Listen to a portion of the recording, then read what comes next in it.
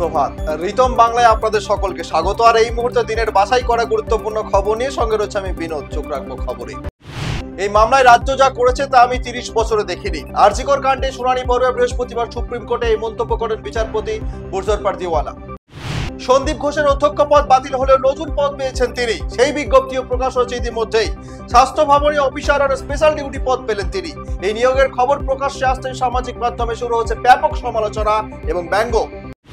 সামাজিক ব্যাধি হিসাবে ধর্ষণ জনজীবনকে কুড়ে কুড়ে খাচ্ছে। তাই এসব মামলায় 15 দিনের মধ্যে বিচার প্রক্রিয়া শেষ করে দোষীদের দৃষ্টান্তমূলক সাজার ব্যবস্থা করা হোক, এই আবেদন জানিয়ে প্রধানমন্ত্রী নরেন্দ্র মোদীকে চিঠি পাঠালেন বাংলার মুখ্যমন্ত্রী মমতা বন্দ্যোপাধ্যায়।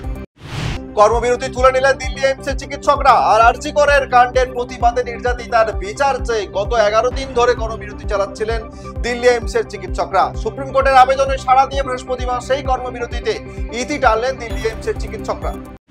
সুপ্রিম কোর্টের নির্দেশে আর.জি. কর মেডিকেল কলেজ ও হাসপাতালে পৌঁছালো সিআইএসএফ। আর.জি. কর হাসপাতাল পাহারা দেওয়া শুরু করলেন সিআইএসএফ জওয়ানরা। আর.জি. কর মেডিকেল কলেজ ও হাসপাতালে ধর্ষণ এবং খুনের মামলা নিয়ে সুপ্রিম কোর্টে ফের শুনানি হবে আগামী 5 সেপ্টেম্বর। বৃহস্পতিবার এক গুচ্ছ নির্দেশিকা দিয়েছে শীর্ষ আদালত। বিহারের ভোজপুর জেলায় ভয়াবহ এক গাড়ি দুর্ঘটনায় প্রাণ হারালেন 5 জন। মৃতদের মধ্যে 3 জন পুরুষ এবং 2 জন মহিলা। এই দুর্ঘটনায় 2 জন গুরুতর আহত হয়েছেন। তাদের উদ্ধার করে হাসপাতালে ভর্তি করা হয়েছে। লাদাখের লেহতে 200 মিটার গভীর খাদে পড়ে গেল যাত্রী বোঝাই একটি বাস। ভয়াবহ এই দুর্ঘটনায় মৃত্যু হচ্ছে 6 জন যাত্রীর। এছাড়া আহত হচ্ছেন কমপক্ষে 22 জন। চন্দ্রযানের চাঁদে অবতরণে বর্ষপূর্তি হিসাবে 23 আগস্ট শুক্রবার প্রথম জাতীয় মহাকাশ দিবস উদযাপন করবে ভারত। জাতীয় মহাকাশ দিবসের মূল অনুষ্ঠান হবে জাতীয় রাজধানী দিল্লিতে। চোখ রাখবো আবহাওয়ার খবরে। এখনই বৃষ্টি থেকে রেহাই নেই বঙ্গবাসী। দুর্যোগের আশঙ্কা কাটেনি দক্ষিণবঙ্গে। বৃহস্পতিবার সকালেও বিক্ষিপ্তভাবে বৃষ্টিতে ভিজেছে কয়েকটি জেলা। ধীরে ধীরে শান্ত হচ্ছে সমুদ্র।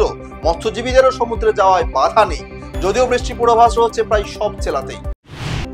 বড় সাফল্য পেল এটিএস। বৃহস্পতিবার সূত্র মারফত জানা গেছে ঝাড়খণ্ডের 14টি জায়গায় অভিযান চালিয়ে জঙ্গি সংগঠন আল কায়দা ইন্ডিয়ান সাবকন্টিনেন্টের 7 জঙ্গিকে গ্রেফতার করেছে এটিএস।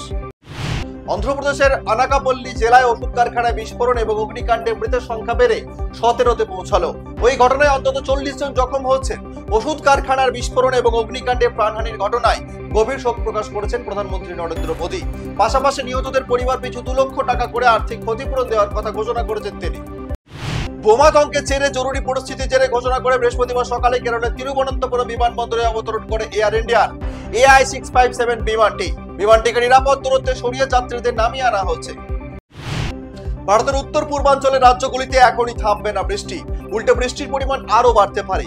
অসম, নাগাল্যান্ড, মণিপুর, মিজোরাম ও ত্রিপুরায় আগামী 25 আগস্ট পর্যন্ত ভারী বৃষ্টির সতর্কতা জারি করেছে ভারতীয় আবহাওয়া দপ্তর। এছাড়াও দেশের আরো কয়েকটি রাজ্যে বর্ষণ সতর্কতা জারি করে IMD। চোখ রাখবো খেলার খবরে। আন্তর্জাতিক ফুটবলকে বিদায় বলে দিলেন 38 বছর বয়সী ম্যানুয়েল নয়্যার। জার্মানির জার্সিতে 124 ম্যাচ খেলেছেন নয়্যার।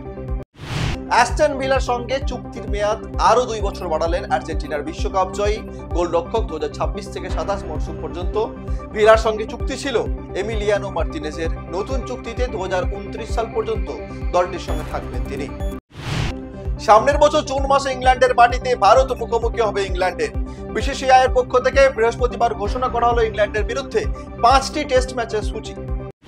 তামিল অভিনেতা ও তামিলগা ভেত্রী কাঝাগাম দলের প্রধান বিজয় বৃহস্পতিবার চেন্নাই দলীয় কার্যালয় থেকে নিজস্ব দলের পতাকা ও প্রতীক উন্মোচন করেছেন। দলীয় পতাকা ও প্রতীক উন্মোচন করার পর সমানাধিকারের উপর জোর দিয়েছেন তিনি। সম্প্রতি লস অ্যাঞ্জেলসে প্রিয়াঙ্কা চোপড়ার সঙ্গে দেখা করতে গিয়েছিলেন পরিচালক মধুর ভান্ডারকর। তাদের সাক্ষাতের ছবিও সমাজ মাধ্যমে দিয়েছিলেন পরিচালক। আর তারপর থেকে সোশ্যাল মিডিয়া জুড়ে একটাই প্রশ্ন, কবে আসবে ফ্যাশনের সিকুয়েল? সমাজ মাধ্যমে ছবিটির সিকুয়েল বড় পর্দায় আনার অনুরোধ জানিয়েছেন প্রিয়াঙ্কার অনুরাগীরা। সম্প্রতি আর.জি. কর কাণ্ডের প্রতিবাদে মুখ্যমন্ত্রী মমতা বন্দ্যোপাধ্যায়ের সঙ্গে প্রতিবাদী মিছিলে অংশ নিতে দেখা যায় টলি অভিনেত্রী সায়ন্তিকা বন্দ্যোপাধ্যায়কে। আর সেখানে গিটার বাজাতে দেখা যায় অভিনেত্রীকে। সোশ্যাল মিডিয়া জুড়ে ভাইরাল সেই ভিডিও। বিষয়ের গুরুত্ব না বুঝে গিটার বাজিয়ে নেটিজেনদের কটাক্ষের মুখে পড়েছেন সায়ন্তিকা। এবার সেই ভিডিও শেয়ার করে সায়ন্তিকাকে বিঁধলেন অভিনেতা জিতু কমল।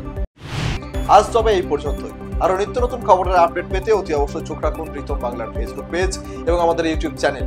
এছাড়াও অতি অবশ্যই গুগল প্লে স্টোরে গিয়ে ডাউনলোড করুন রিতম অ্যাপ।